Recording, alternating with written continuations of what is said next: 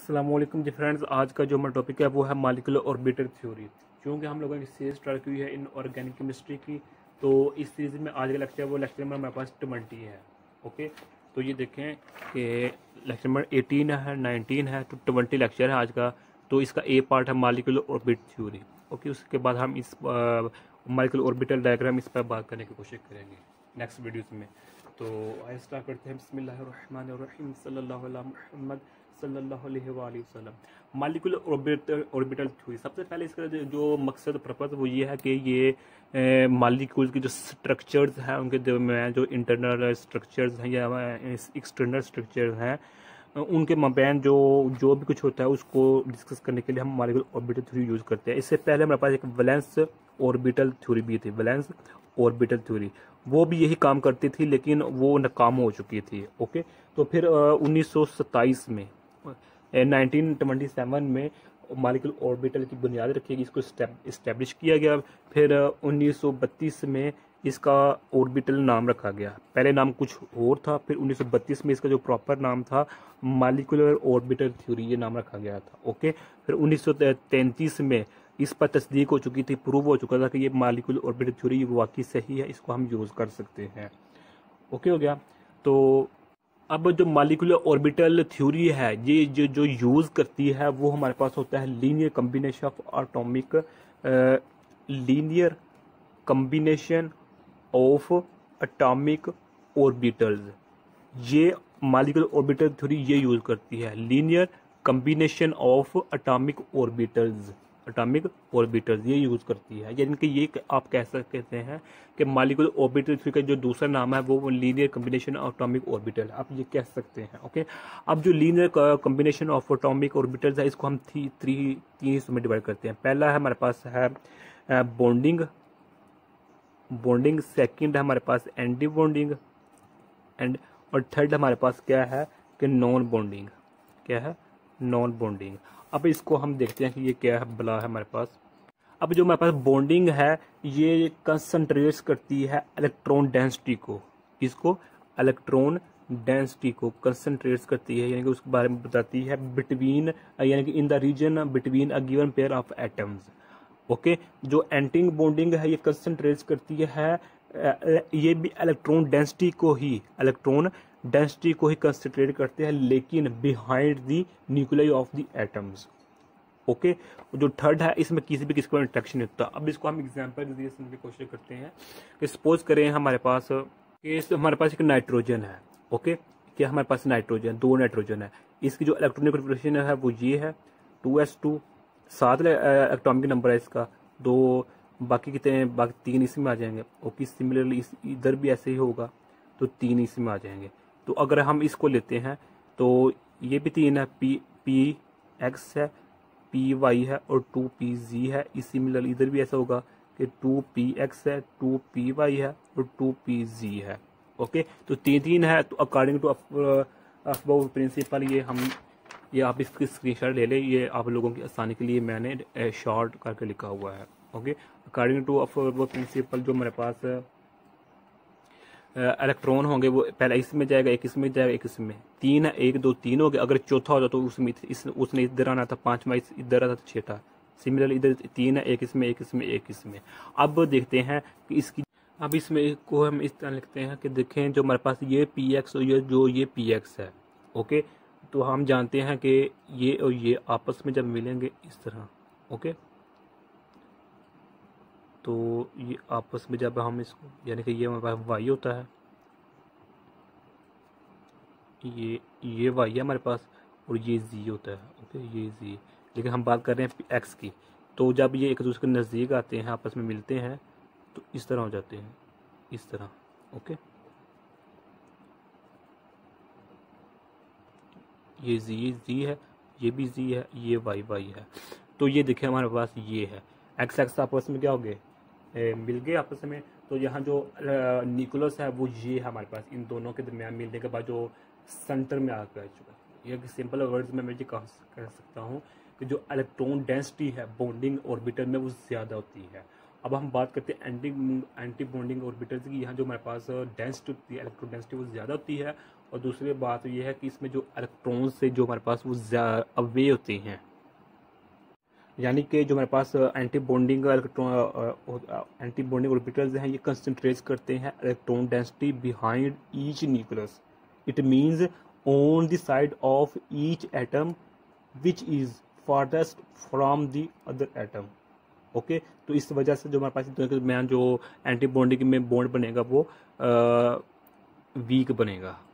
अब इसकी हम बात कर लेते हैं कि हम पी वाई लेते हैं, सिर्फ पी वाई और पी वाई लेते हैं। ओके, एक पी वाई इसका, एक पी वाई इसका।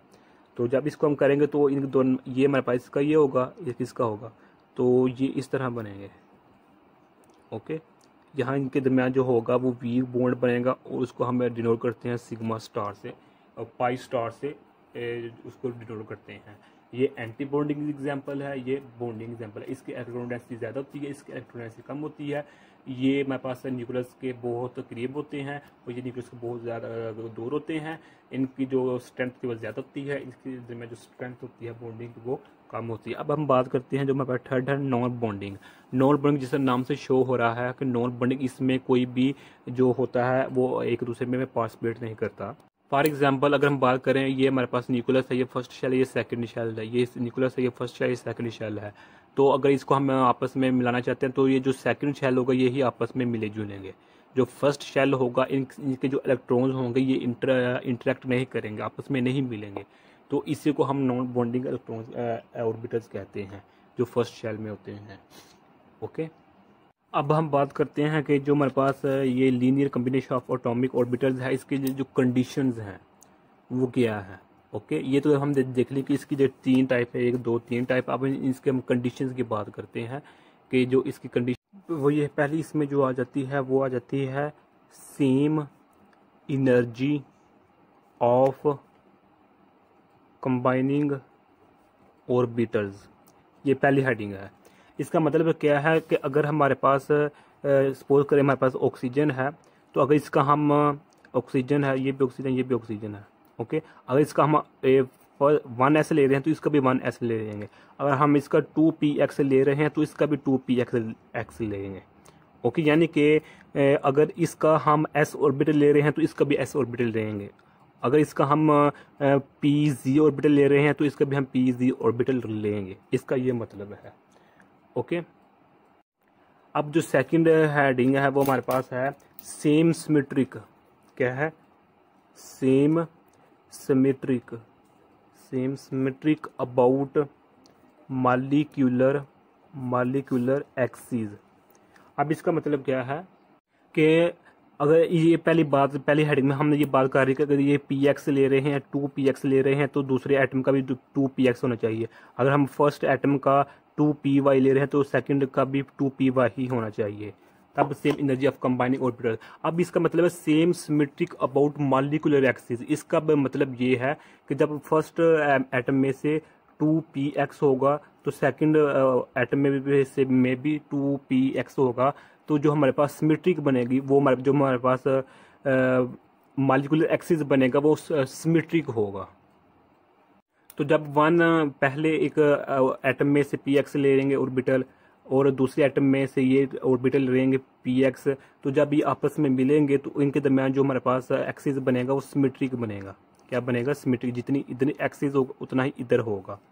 ओके, अगर ये हमारे पास 2 सेंटीमीटर है, ये 2 सेंटीमीटर या 2 मिलीमीटर है, ये इधर भी 2 मिलीमीटर ही होगा।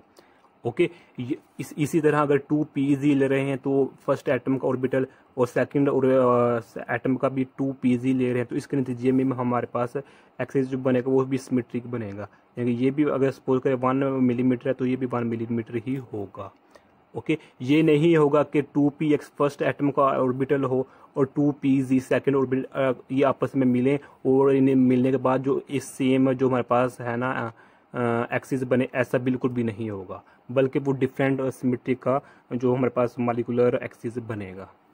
ओके, वैसे भी देखा जाए तो यही आता है कि अगर एक्स एक्स से मिल रहा है, वाई वाई से मिल रहा है, तो जी जी से मिल रहा है तो सिमेट्रिक बनेगा। ओके, अब जो तीसरी कंडीशन है मॉलिक्यूलर ऑर्बिट थ्योरी के लिए वो हमारे पास है proper overlap between atomic orbitals. Atomic orbitals. अब इसका मतलब ये है कि अगर हम px फर्स्ट एटम में से ऑर्बिटल ले रहे हैं तो सेकंड में से p ऑर्बिटल px ऑर्बिटल ले रहे हैं, तो इनकी जो ओवरलैपिंग होगी, एक दूसरे से जो मिलने की सलाहियत होगी वो मुकम्मल होनी चाहिए। ओके, अगर मुकम्मल होगी ओवरलैपिंग तो इसका मतलब है कि जो न्यूक्लियर डेंसिटी होगी वो ज़्यादा से ज़्यादा होगी। यानी कि इसकी बात कर लेते हैं कि सपोज करें हमारे पास ऑक्सीजन का है। अच्छा, ऑक्सीजन की इधर हम ये देखें नाइट्रोजन ले लेते हैं, नाइट्रोजन का हम py ये ले लेते हैं। फर्स्ट नाइट्रोजन का p2py लेते हैं, सेकेंड नाइट्रोजन का भी 2py, ये दोनों सेम है। तो जब ये आपस में py है तो ये देखें, ओके, तो जब इनके नतीजे में जो हमारे पास ओवरलैपिंग होगी इसके साथ जो ओवरलैपिंग वो कंप्लीट होगी, तो तब जाकर हमारे पास जो थर्ड कंडीशन होगी मॉलिक्यूलर ऑर्बिट थ्योरी, यानी कि linear combination of atomic orbitals की, वो कंप्लीट हो जाएगी। ओके हो गया। इसके नतीजे में जो हमारे पास और न्यूक्लियर डेंसिटी होगी वो भी ज़्यादा से ज़्यादा बनेगी। अब चूंकि ये दो अप डाउन है इसलिए मैं इसको लिख नहीं रहा, तो मैं इसको ये इसकी एग्जांपल लेता हूँ, ये px की। तो ये देखें, ये है प्लस ये है फर्स्ट नाइट्रोजन सेकंड नाइट्रोजन की, तो जब ये आपस में मिलेंगी, जब ये आपस में ये है तो ये आपस में मिलेंगी, तो ये देखें इधर दोनों न्यूक्लियर डेंसिटी वो ज़्यादा हो जाएगी आपस में। ओके, तो ये होती है proper overlap between atomic orbitals. तो अगर मैं अपनी बात को कंप्लीट करना चाहूँ तो मैं इस तरह कर सकता हूँ, ये देखें कंप्लीट होने के बाद कि हमें प्रॉपर मॉलिक्यूलर ऑर्बिट थ्योरी के लिए दो चीज़ों की ज़रूरत होती है। पहली की है क्या है कि प्रॉपर हमें क्या चाहिए, प्रॉपर एनर्जी चाहिए। दूसरी बात क्या है कि हमें प्रॉपर ओरिएंटेशन चाहिए, ओरिएंटेशन यानी कि डायग्राम जो भी स्ट्रक्चर है। ओके, अब फर्स्ट कंडीशन के लिए यानी कि ये जो मैं तीन कंडीशन बताई हैं इसका मैंने जोर पर बता रहा हूँ, यानी कि रिजल्ट बता रहा हूँ। ओके, तो प्रॉपर एनर्जी के लिए हमें क्या चाहिए होता है, प्रॉपर एनर्जी के लिए होना चाहिए कि अगर हम 2px ले रहे हैं तो दो सेकंड एटम का भी 2px ऑर्बिटल होना चाहिए। अगर हम फर्स्ट और एटम का 2s ले रहे हैं तो सेकंड एटम का भी 2s होना चाहिए। ये प्रॉपर एनर्जी ये पूरी कर देगी। और जो सेकंड कंडीशन है प्रॉपर ओरिएंटेशन, इसका मतलब इसमें दो चीज़ें हैं।